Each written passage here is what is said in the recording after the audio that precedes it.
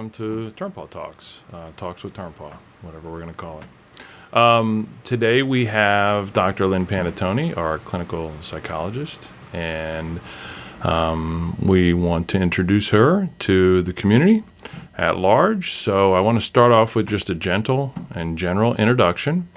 Tell us about yourself and how you got here and how your life took you to becoming this unique and one of the first, if not the first, functional therapist in the country. Good morning. I'm a native of California, and about 20 years ago, I became very interested in the field of psychology. And it was then I decided to go on and get a master's degree in psychology. During graduate school, I had the opportunity to work at a mental health hospital, and there I worked with women and children who had been abused. And through those experiences, I became very interested in the field of trauma. After graduate school, I had an opportunity to move across the country. So you did your master's degree in California? I did my master's degree in California. I did.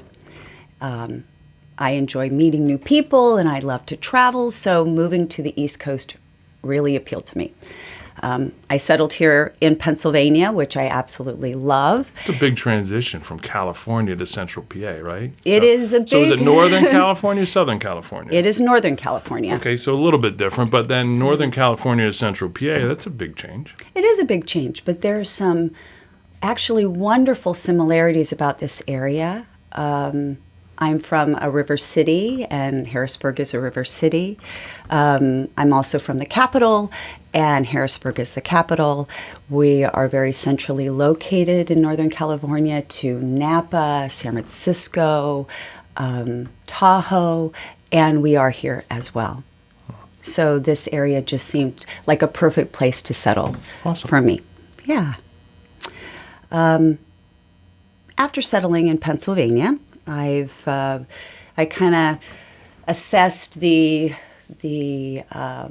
job market here, and I started working in a mental health hospital. I've worked in a medical hospital with a behavioral health center, and I've also worked as an adjunct professor in the psychology department of a liberal arts college.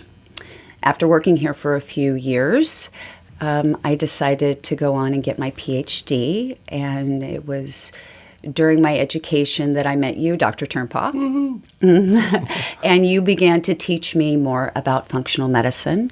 And when I finished my degree, I was asked to join Turnpaugh Health and Wellness Center, and so here we are. Great. So it was kind of an organic way of applying what you had learned in psychology, and then the overlay of functional medicine, and then, you know, the big realization that there's a huge gap in the mental health world with regard to physiology, functional medicine, and the underlying application of functional medicine, and how it may have tremendous benefit in the mental health world. Correct? Absolutely. Yeah. What I love about functional medicine is that it's looking at the person's bio-individuality, we're looking at environmental factors, we're looking at lifestyle, and here we spend time with people. We listen to their stories, we walk with them through their journey to have a healthier life, and that really matters to people. It's great because, you know, everybody uses the buzzword functional medicine, and health is not just merely the absence of symptoms, but total social, emotional, physical, spiritual, mental well-being. And then we focus on the physical, and we forget about the social, emotional, psychological, you know, spiritual. We forget about all that. We just hope it kind of comes along when you clean up your diet and exercise and get better sleep. So it's just a crucial piece. And many of our patients are suffering chronically. And even if it's just a physical ailment that has plagued you for 15 years, that carries a mental weight to it that's not being addressed. Absolutely. And if you don't have a scar across your face, or you're not in a wheelchair, people don't understand the mental anguish you've been through with 15 years of feeling like garbage. And so, absolutely. So kind of bringing that out and bringing it to the forefront. Right. Yeah. Well, mental health is an important part of our overall health. Our country is in a huge mental health crisis. According to the CDC, in 2017, 2.8 million adults made plans to complete suicide. Yeah, that's egregious. And I think probably a exponential number have probably thought about it, or it's crossed their mind. And again, it's not, I made a plan, but I had a thought about it. I'm sure that number's a magnitude of 10, 1,500 times that. And we also have, again, we have a healthcare crisis in the country. So people are not getting healthier, they're getting sicker. And as they get sicker, it is an indistinguishable combination of physical and mental health. You don't get better mentally and worse physically. It just doesn't happen that way. So when we have worse overall physical health, it definitely coincides with the mental health, and it's not being addressed, or it's not. As with healthcare, if I become someone who has a plan to harm myself or others, now I'm kind of over the cliff and I'm in the mental health world. Right. But what about the weeks, days, months, years leading up to that? Right. And, we talk about even, maybe we should go down this diatribe, even like school shootings and so on. The time to get involved isn't after somebody pulls a gun. The time is to recognize these things. When this child was suffering in second grade and third grade, or being bullied in first grade, or whatever, and we're not recognizing this early enough. No, we're not being proactive. No. I used to go into schools and do mental health assessments, and it's really shocking how many children are experiencing clinical depression and clinical anxiety. Yeah. Right? And we need to do something about it. We see it across the country that we're not addressing it because we have a huge homeless population. It's amazing. And do you think this problem has grown, or do you think we've become better at recognizing it? A little bit of both. I know we talk a lot about, it's better diagnostic now, or we're seeing it more now. I would be ignorantly, it's your field, but I would think that we're better at recognizing it, but a whole lot more is happening than did before. So, we'll just briefly say like autism. Well, we're better at recognizing it. Yeah, but it's also exponentially grown because, growing up, you might have had one or two kids in your class that you thought had some needs. Now there's classrooms, and so the number has grown. Yes, we're better at diagnosing it. But do you think in the mental health field that we're not only better at diagnosing it, but don't you think we have a tremendous explosion of mental health problems? We do Okay. have an explosion of mental health problems. We are better at recognizing it. Our social norms have changed a little bit, which have helped that. But we're still missing the boat. I mean, we need to wake up as a country. The largest institution that houses people with mental health problems is our prison system. Right, yeah. And they didn't get there when they turned 18. That's correct. They developed that way. And so getting early intervention. Early intervention. When we experience heart problems, we go to a cardiologist. Right. But when we're having problems with our mind, we either ignore it or we're told we're crazy.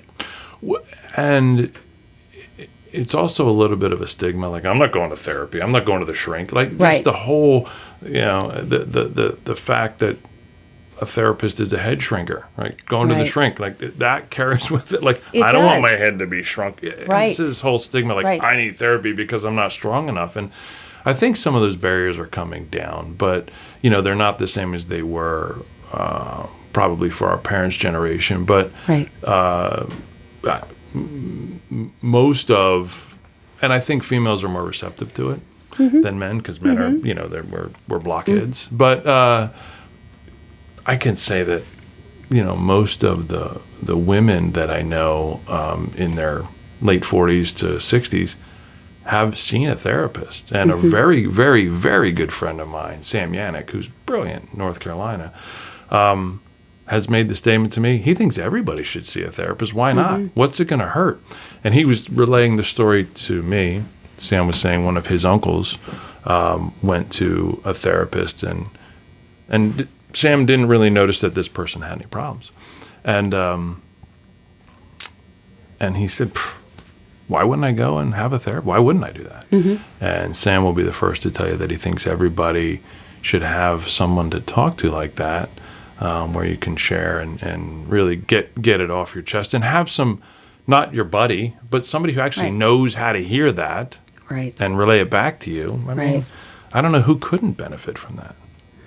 Well, you need to learn tools how to navigate your life, right? And talking to a friend, you're not going to get the insight necessarily you need because they're in your system. You need someone from outside your system peering in to help you navigate that. I always say you don't want to learn the fire drill in the middle of the fire. Right. Right.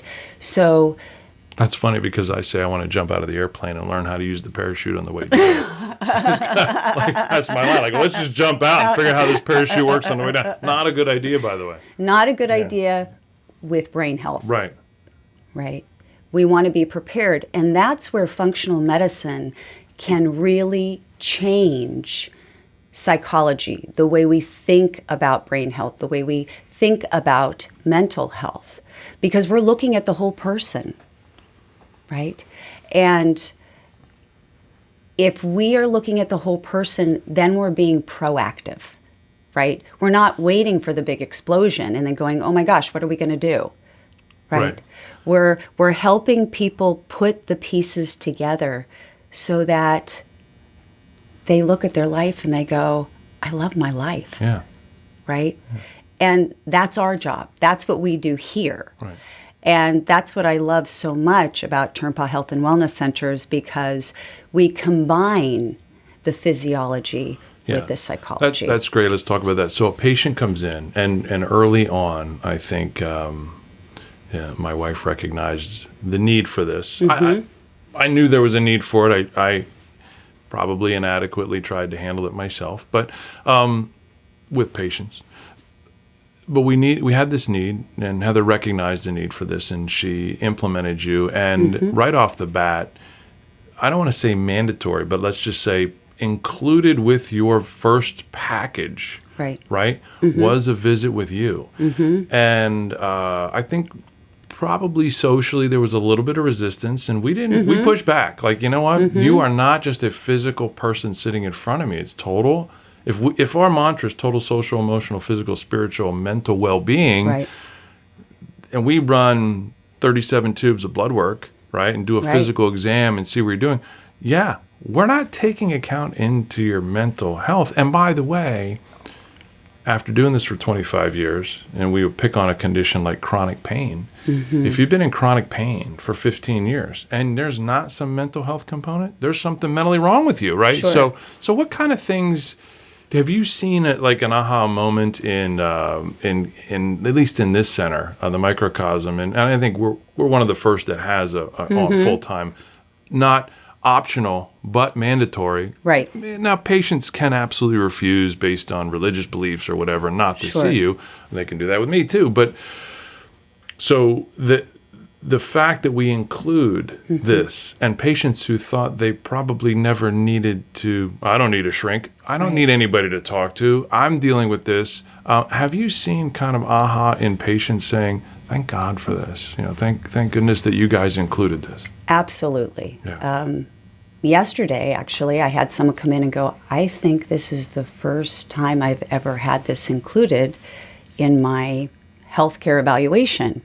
And this is really amazing, right? Since I've been here, though, people come in and you can see they're a little nervous at first. And I understand because this is a new experience for them. It's very intimate to talk about how you feel, right? And so my job is to help them recognize that it's safe. It's okay to talk about these things, and that we want to talk about these things, and that the treatment plan that we are developing for you includes your life, right? Right. It's not in a capsule. Without the diagnosis of, we're not slapping a big ICD, label, a mental health diagnosis on you saying you're depressed, you have anxiety. It's more of, listen, we're helping you navigate health and life, correct? Right? Yes. So how would you That's right. define functional therapist? Because I think we actually came up with the term in this office, right? I don't know who did, so I'm not taking any credit, but functional therapists, like functional medicine. And I know some other Cleveland Clinic had a therapist. I'm not sure they were mandatory. I think they were kind of optional, but to have a full-time included with your package of becoming a patient functional therapist, what does that mean to you? What is that? So suppose I come to you and I'm like, listen, I have, I've had chronic pain, or I've had an autoimmune condition, or quite honestly, I just get headaches all the time, and or my digestive system isn't working. What do I need to see you for? My stomach's not hurting. I've had bloating, and I can't digest food, and I throw up every now and again. Every couple of years, I go to the gastroenterologist, and they tell me they don't know what's wrong with me. And I thought I'd give functional medicine a try. Sound like anybody you know? So just why do I need to see a functional therapist? What's that got to do with my gut? Right. So and then by the way, at the end of that, we're like, thank goodness I did. But so how do you explain that? What's the need for seeing? Well, I'm looking at their psychological, their emotional, their social, and their occupational health. So they go to their functional doctor, and the doctor is looking at everything internally that's driving their symptoms, right? Bugs and viruses, environmental toxins, hormones, inflammation, sugar, food. And I explain to them, I'm looking at everything externally that's driving their symptoms, right? Like stress. Right. Right? And then I go through what are the things that could be driving stress in your life, right? It could be your relationships. It could be the health trauma that you've been going through, because we see many people that have gone from doctor to doctor to doctor. I almost don't even want to tell you their story anymore, because the last 13 people I told this to, it didn't matter anyway. Exactly. Yeah. Their occupation, I see a lot of people that are over-functioning, right? So they're very good at what they do. But they are so intense, and they're driving so hard. It's a tool or a sword, right? Your strength of being driven and focused can be your weakness, right? So I explained to them, we're looking at balance. We're trying to find balance. What about, what correlation have you seen with, I'll call it mental health, even though that's kind of a scary term. Sure. We can just say how you feel, right? Self-awareness, how you feel. With just dietary changes. Like people that eat a lot of sugar. Yes. And the next thing you know, they're anxious or depressed. Have you seen just that correlation? And I'll let you go ahead. Well, I was just, as you were talking, I was thinking, we have, our social norms drive an emotional relationship with food, right? All of our holidays, our rituals that we do in this country, they're around food. Right. So we develop feelings around food. And then you come to the doctor and they go, that's not good for you. Yeah. Right? I really think if you want to be on this health journey, we're going to have to remove that from your diet. And there is a grief response when we remove that. Okay. And so in my room, when they come in, we may be talking about gluten. We may be talking about dairy, right? And that in and of itself, we're dealing with people grieving about not having that relationship.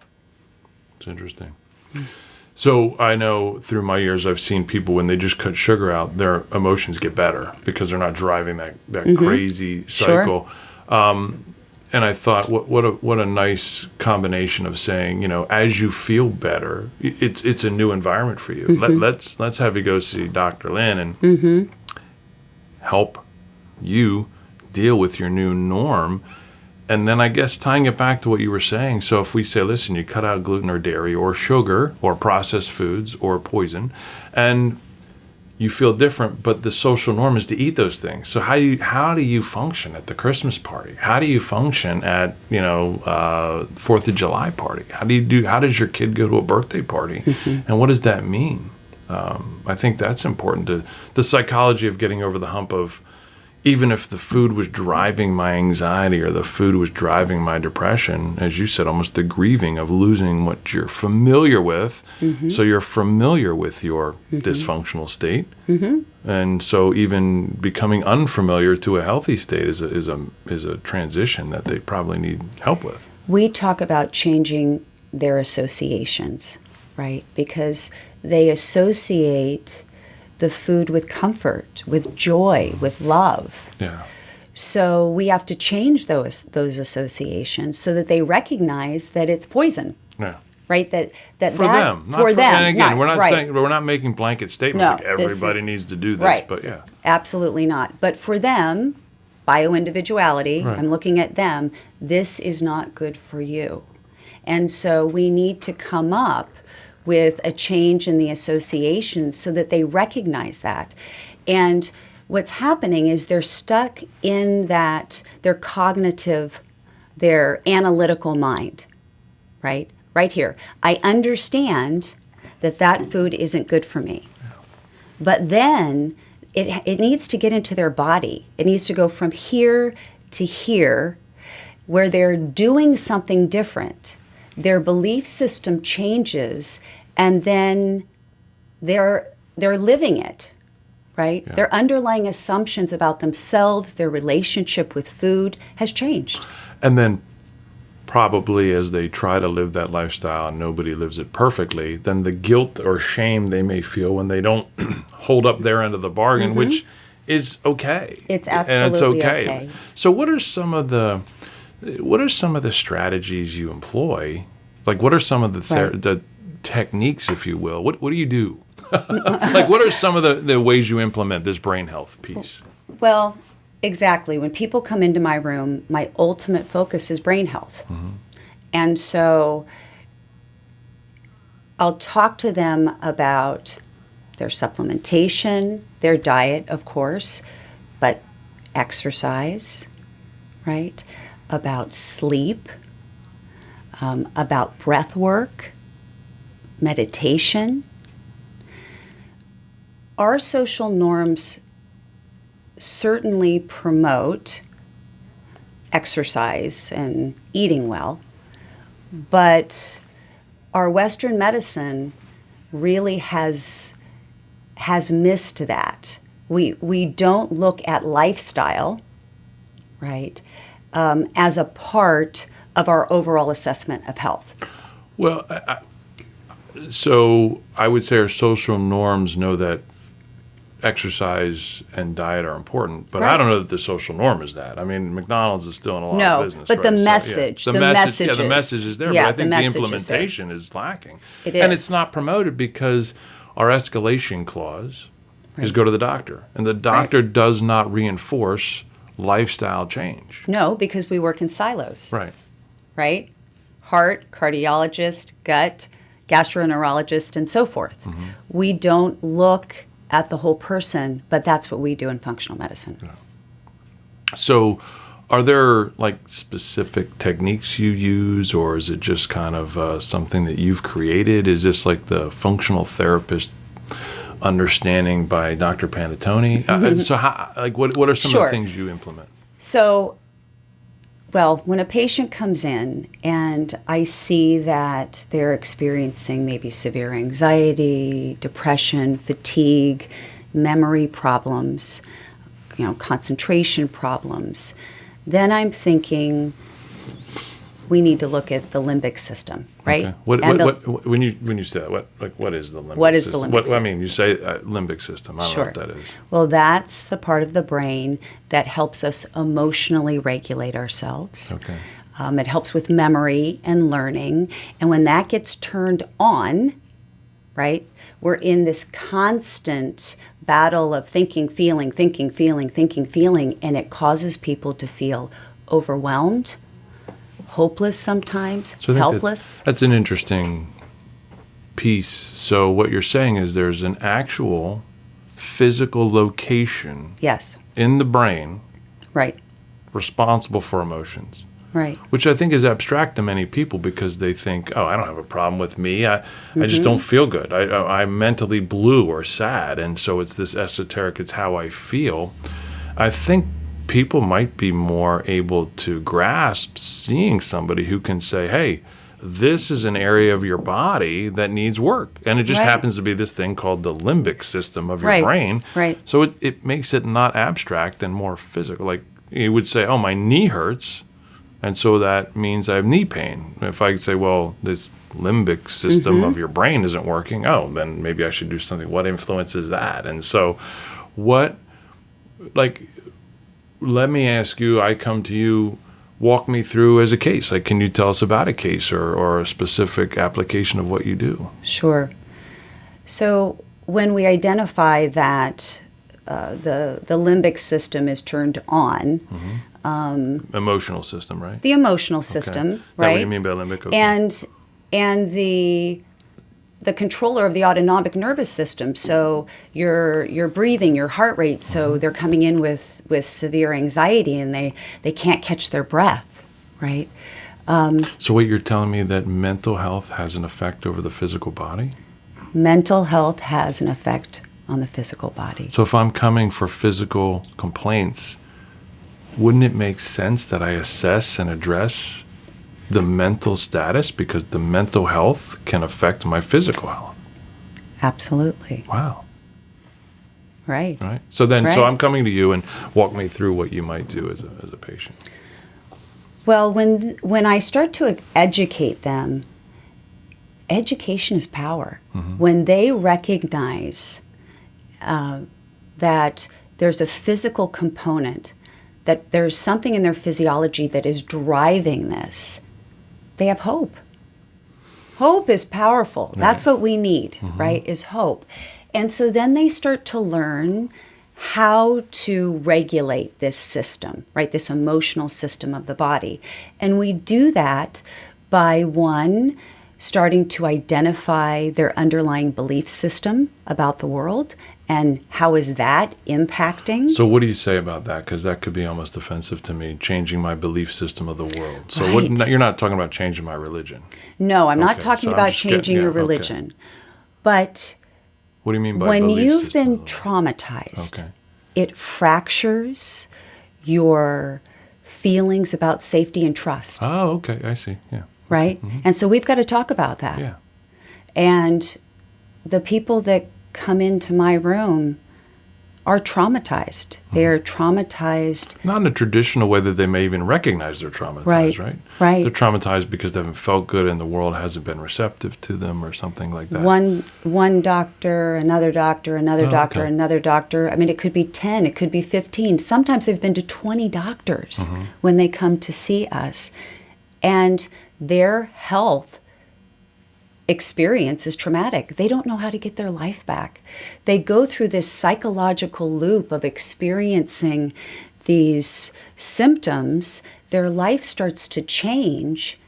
And then when they can't push through it, they start to really experience that depression and anxiety. And when they don't know how to get that back, you feel hopeless. And so hope is a major piece. And when you can educate them about what's going on in their physiology, then they think, I can do this, right? So that matters. They have to feel like they have the ability to make the change, that they can be the intervention. So I work a lot on trust. I work a lot on education about what this emotional system is and how it's impacting them.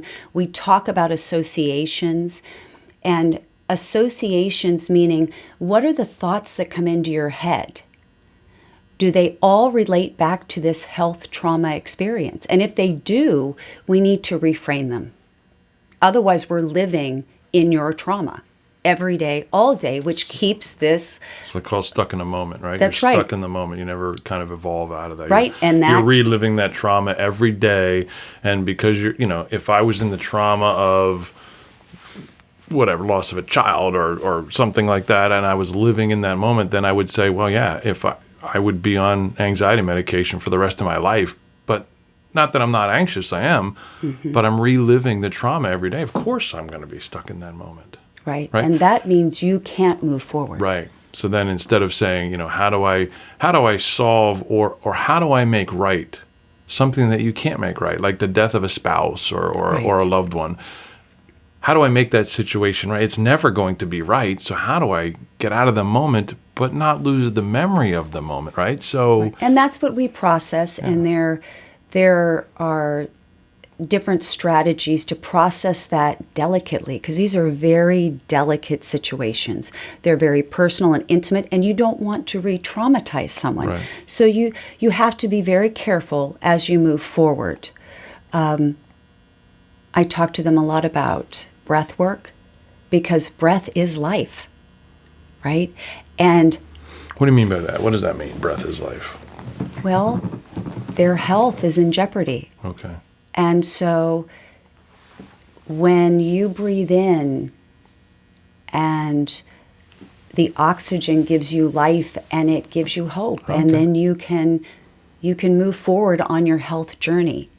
And so teaching them how to breathe in a way that is life-giving to them, right? Okay. That is healthy for their body to continue to heal, right? I teach them meditation. I talk to them about yoga and how that helps calm the mind, direct their energy in a way that goes away from the trauma and into healing. What if I'm kind of opposed to that? Like, say I'm not doing yoga because I'm not doing that spiritual stuff. Right. Right. So is there a way to kind of apply this to anybody's belief system without offending them, at a core level? Sure, Yeah. Absolutely. Yeah. And so I will work with them on how to implement movement, because it's really about movement. Yeah, I think that's right. The message I want to get across is it's maybe it's movement, and whatever label you put on it, if we do it in a nondescript kind of a non-denominational approach. Right. Yeah. It doesn't have to be the discipline of yoga. Correct. Yeah, right. You just need to move. You need to breathe. You need to slow your mind down, which is in every single culture. If we look back in every single culture and every single religion, they kind of have this piece to it. And then people tend to hold on to their naming of it, but they've also forgotten about, we talk a lot about fasting. And if I tell somebody I want you to fast for 2 days, I can't fast for 2 days. Yet every single religion and every single culture since the dawn of time in recorded history has had fast for 30 days and 40 days. And if I ask somebody to do it for 2 days, they think I'm, blowing their mind. But every single one has also had a period of self-reflection, whether that's meditation or prayer or whatever, cleansing or moving and stretching and time with yourself. I think we've just kind of forgotten that. We got kind of wrapped up in the religion of today, of society today. Right. I think with functional medicine, adding this piece will catapult people to a new level of wellness. Right? Because you're adding those components of movement and breath and slowing down the mind. Let me ask you this question. We've talked a lot about how people who don't feel good come in and we recognize, and they in turn recognize the need for some emotional, mental help to support them. Not because they're depressed or have anxiety, but they may have some blue days or difficulty dealing with the emotions they're feeling.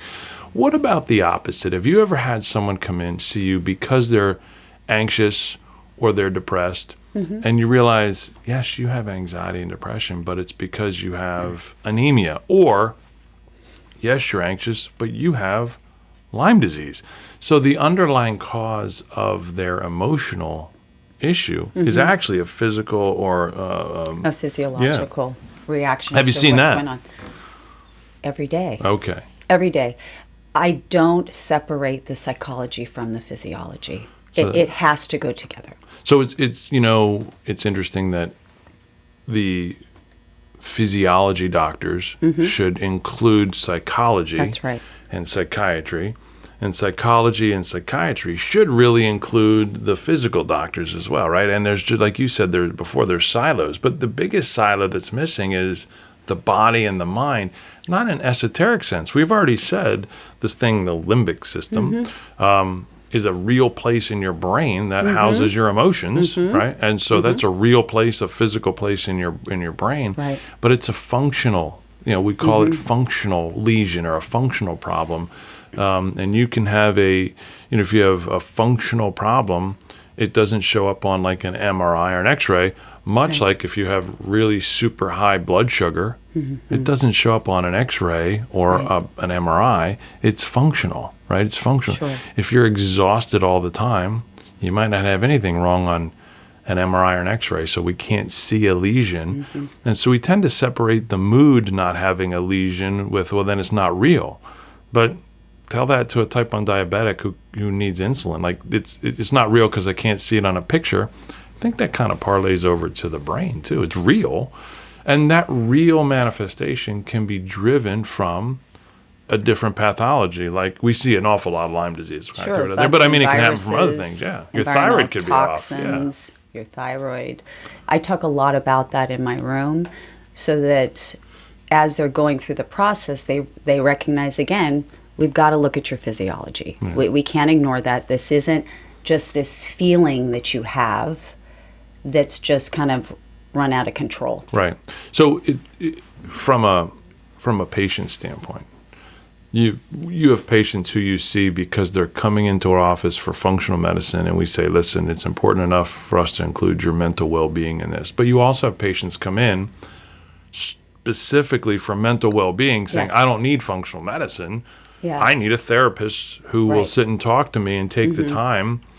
And then you sometimes parlay that and say, yeah, you're here, but you need to get these other things addressed, right? So yes. So when they come in and they say to me specifically, I'm struggling with irritability or anxiety or depression, and they're looking at it in a capsule because that's what they've learned, right?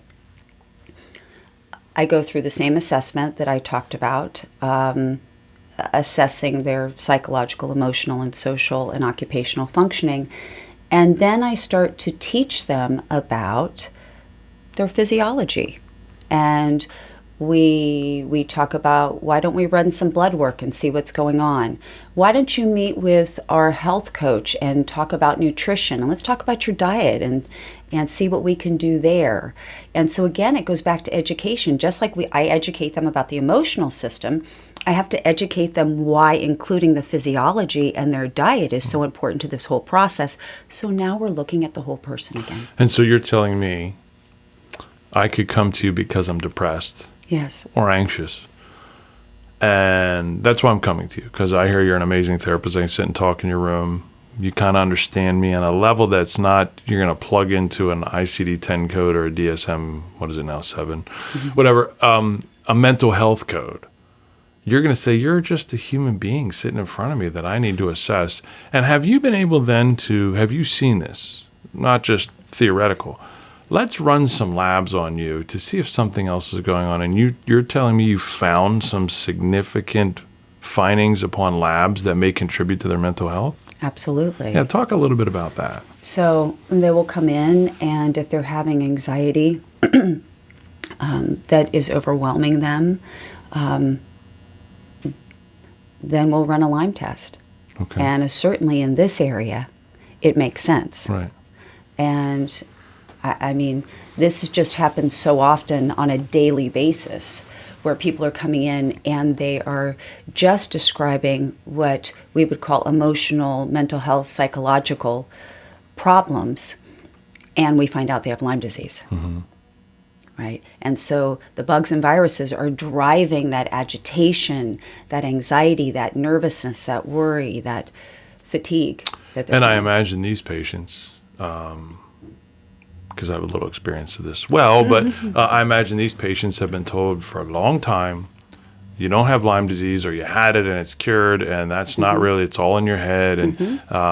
And so being able to circle back and saying, they're almost afraid to tell you that they had Lyme disease because they're being told they're crazy because A, you don't have chronic Lyme or post-treatment Lyme disorder, right? And so And that can't play a role in your mental well-being. And so when you see patients who, let's say I come to you and I have tremendous anxiety, can't sleep, and you start to work with me and I'm starting to feel or get strategies to deal with that, and then you run some testing on me and you find out that my vitamin D is low and I have Lyme disease.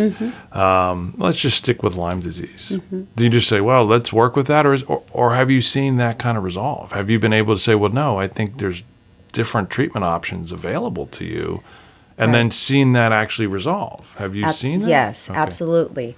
So, and I just, because so many people are told, you are what it is. Well, certainly with Lyme disease, many people, and I might say most people, end up in a psychiatrist, a psychologist, or a therapist's office because of the anxiety and depression that they're actually experiencing because of Lyme disease undiagnosed. Which, by the way, is probably not going to get much benefit from traditional psychiatry. Yes. Not being mean, like I think psychiatry is great, but if I'm anxious and depressed, I don't know that Lexapro and lorazepam are my answer if I have Lyme disease. Right. Correct? Well, and that's what causes people to really go down the rabbit hole, because they start being treated in a traditional way. They're on SSRIs, and they're not getting any better. That's even more depressing, isn't it? Yes. I feel terrible. Take this, Yes. you'll feel better. It didn't work. And it didn't work. You're weird. You're one of the oddballs. You're Freaky Friday. It's in your head. It's in your head. I will tell you that it's such heartwarming to me, because I find that there are people that are suffering and need some therapy, no doubt about it. But I also found over the past 25 years that patients come in, and when their other physicians don't know what's wrong with them, they always get labeled psych.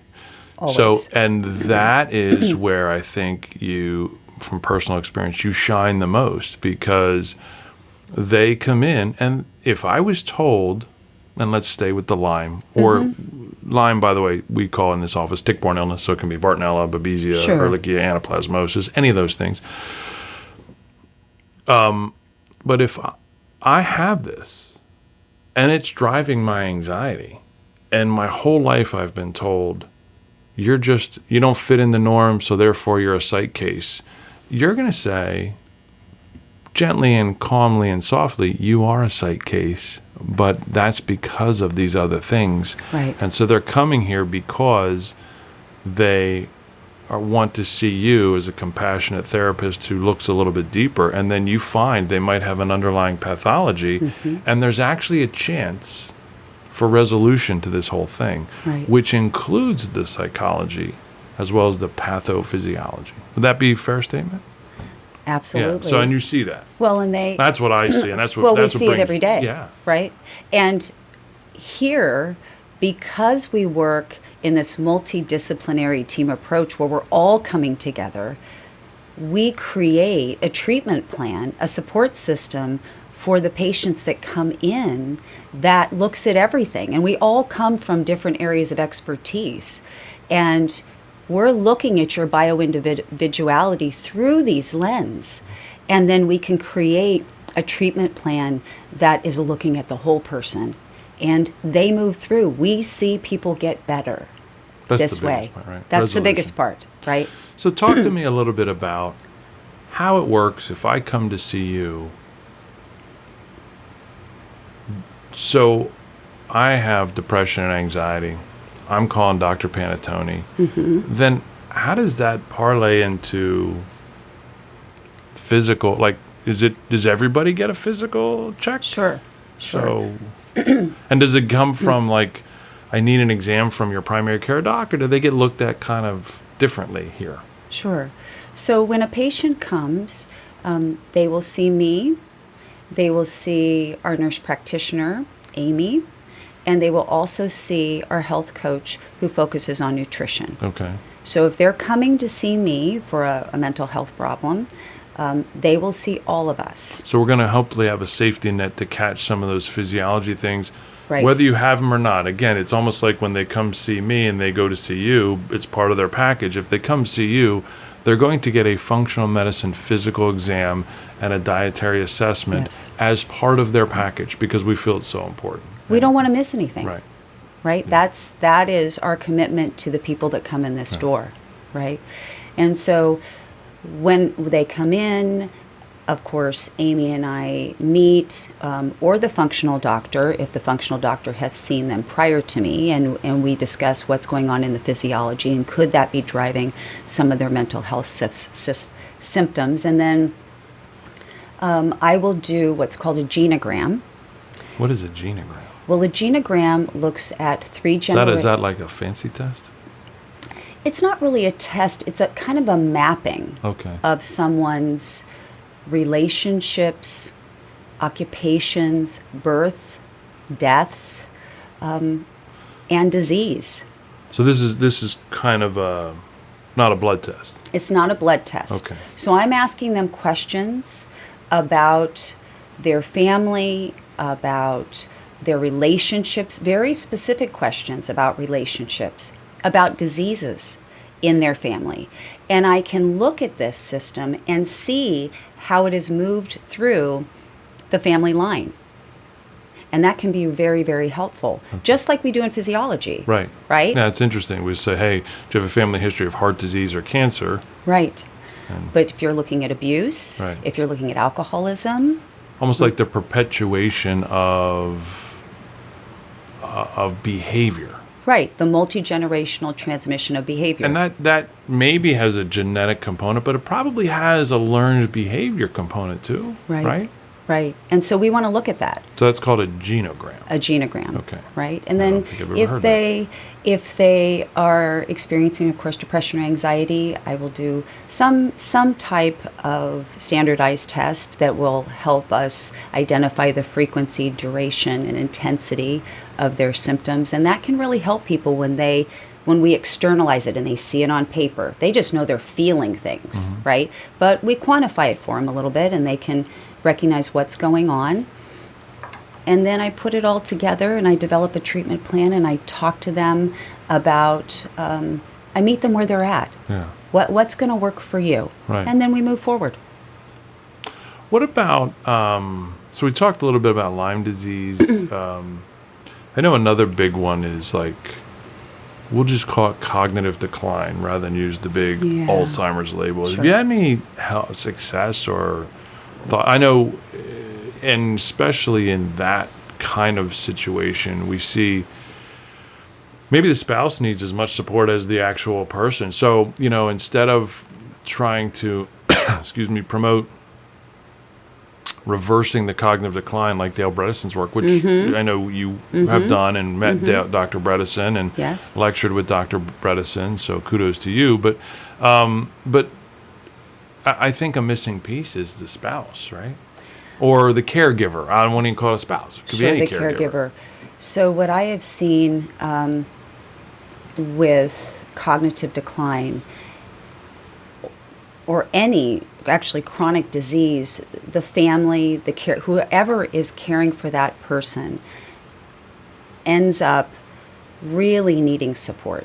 And many times because the person is so ill, their spouse or family member is so ill, the spouse is overfunctioning, right? The caregiver is overfunctioning. They don't have time to recognize who their support system is. Over time, if they don't have intervention, they develop what we call ambiguous loss. What is that? That is when the person is there, I know what that is, but not good. there. Oh, right? Okay. So that looks like my husband. Yeah. That looks like my wife, but they're not behaving anything like them. Yeah. Right? And that is really traumatizing to the person who is the caregiver. And so I have worked with the caregiver's spouse and the families. I tend to bring the families in because everybody's affected when someone is ill like that in a family. So that's, I think, an important piece that's probably missing in a lot of homes in society. But let's dial back to the RECODE or Dale Bredesen's work. Have you seen cognitive improvement? I have seen cognitive Because you would improvement. be the best one to assess that, because that's not like a blood test per se. It's more of that's more of, some of it is subjective. Like, Well, so, we're looking at what we now call lifestyle medicine, right? Right. How are you functioning in all domains of your Right. life? But even if we're doing cognitive testing, I have seen improvement. Okay. People that have tested at very low functioning are now average or above average That's in interesting. areas of comprehension and processing when they change their diet, use supplementation, move, right? Okay. Do breath work. Again, hope. Hope. Yeah. Yeah. So that's interesting. Is there? I mean, I think this should be, everybody goes once a year for a physical. I think they should go once a year for at least a mental check-in. And we don't know where you're at if we don't have a baseline, right? So if we don't even know Right. where we started from, I mean, Right. if you've been loony since birth, so to speak, maybe that's your norm. But if you were kind of even-keeled and then you're a little bit blue more than you were, it's not always you fell off a cliff. Sometimes it's just this gradual, Sure. you know, I was pretty happy and outgoing and gregarious at 25. At 25 and a half, I wasn't, a hermit, but now I'm 45 and I don't really like to be around people. Like, if we had the baseline. and the Right. tracking data points. So, yeah. Well, we can really help people. And that's why I do the genogram, because I want to see how has this progressed. I got to get myself a genogram. I got to get We'll myself do one of those one. things. I'm We'll going do to. one. Yeah, please. But it really helps people. You put the map down and they can see, wow, okay, right? Because some of it's genetics and some of it is learned.